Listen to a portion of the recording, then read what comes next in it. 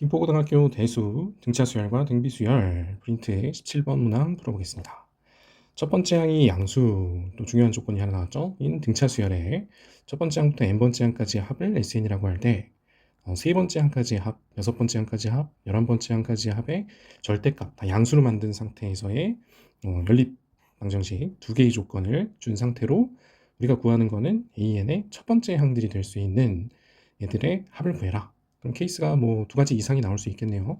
그 중에 첫 번째 항들을 구해서 더하는 문제입니다. 이제 케이스를 나눠서 이 조건을 만족하는 상황이 어떤 상황이 있는지를 한번 관찰해 봅시다.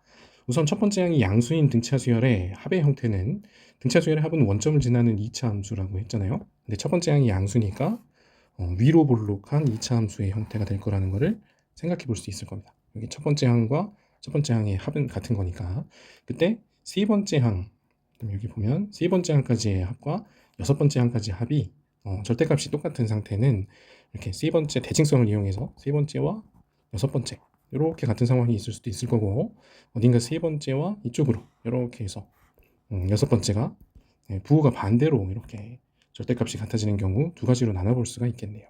자, 그럼 우선 첫 번째로 이렇게 대칭으로 세 번째 항까지 합과 여섯 번째 항까지 합이 같은 형태로 그러면 대칭성에 의해서 합은 일정할 테니까 0과 9 그래서 근이 9인 위로 볼록한 2차 함수의 형태가 SN이라는 것을 알 수 있겠죠. 그럼 이제 11번째 한 가지의 합은 9를 넘어가니까 11은 이쪽에 있을 거고 절대값으로 꺾어 올렸을 때 11번째 한까지 합해서 여기까지가 3 차이가 난다. 절대값을 했을 때 이렇게 되는 상황인 걸 알 수 있겠네요. 그럼 식으로 정리를 해보면 S3과 S6은 똑같고 똑같은 상태에서 마이너스 S11 부호가 반대가 되면 마이너스가 되겠죠. 거기서 3만큼 작아지는 값이랑 이렇게 세 개가 같다라고 할 수 있겠네요. 자, 그럼 우선 이것부터 정리를 해보면 여섯 번째 항까지 합해서 세 번째 항까지 합을 뺀 이 값이 0이 되죠. 그럼 얘는 네 번째 항, 다섯 번째 항, 여섯 번째 항까지 합이니까 이게 0이 되는 상황이면 등차 중항인 다섯 번째 항이 0이다. 이렇게 되는 걸 알 수 있겠네요. 그리고 두 번째 S3과 마이너스 S11 빼기 3이 같다. 그럼 S3은 또 등차 중항으로 치면 두 번째 항이 3개 있는 거고 S11은 등차 중항으로 치면 몇 번째 항이죠? 첫 번째 항부터 11번째 항이니까 여섯 번째 항이 11개 있다. 이렇게 나타내 볼 수가 있겠죠. 그럼 이거를 첫 번째 항을 우리가 지금 구하고 있는 중이니까 첫 번째 항으로 표현을 해보면 A 더하기 D 3개는 마이너스 11에 A 더하기 5D 빼기 3 이렇게 볼 수 있을 거고 우리가 지금 다섯 번째 항이 0이라는 걸 알았잖아요. 그래서 A 더하기 4D는 빵이다. 그래서 A는 마이너스 4D 이렇게 되는 거를 갖다가 집어넣어 보면 3에 마이너스 4D 더하기 D니까 마이너스 3D는 마이너스 11에 D 빼기 3 그래서 이쪽으로 이항을 시켜주면 2D는 마이너스 3 그래서 공차가 맞죠? 마이너스 2분의 3이라는 걸 알 수 있겠고 여기다가 대입을 해주면 우리가 구하는 첫 번째 항은 얼마죠? 6이라는 거를 알 수가 있겠죠. 이 케이스에서는. 그죠? 그 다음에 두 번째 케이스가 되는 위로 볼록한 상태에서 세 번째 항까지 합과 여섯 번째 항까지 합이 부호가 반대인 케이스.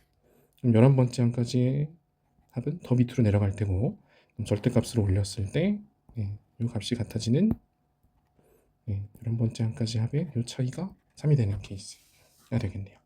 자, 그럼 이것도 식으로 정리를 해보면 S3과 S6은 부호가 반대고 그 다음에 S11의 부호를 반대로 했을 때 3만큼 작아지는 이 케이스가 되겠네요.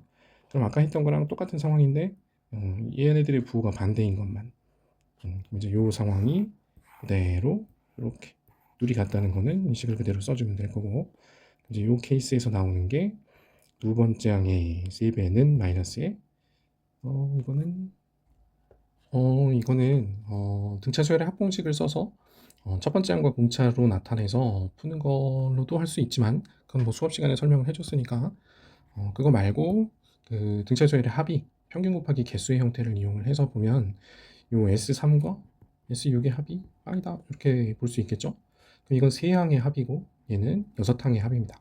그럼 좌변이 총 9항의 합이 되겠죠.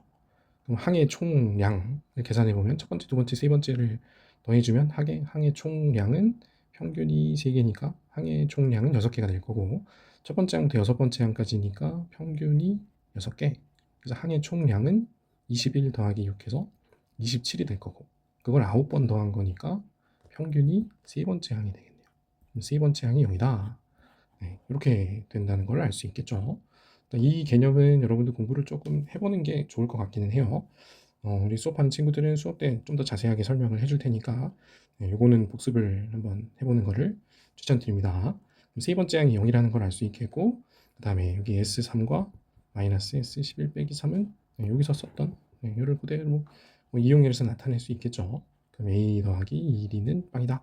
그래서 A가 마이너스 2D를 대입을 해주면 3의 마이너스 D는 마이너스 11에 3D 빼기 3.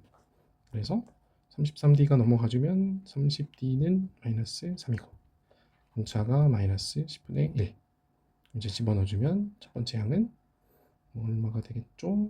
5분의 1이라는 거를 알 수가 있겠네요. 그럼 우리가 구했던 여기 첫 번째 항 6과 5분의 1을 더해서 첫 번째 항들이 될 수 있는 애들의 합은 6 더하기 5분의 1, 즉 5분의 31. 답은 1번 되겠습니다.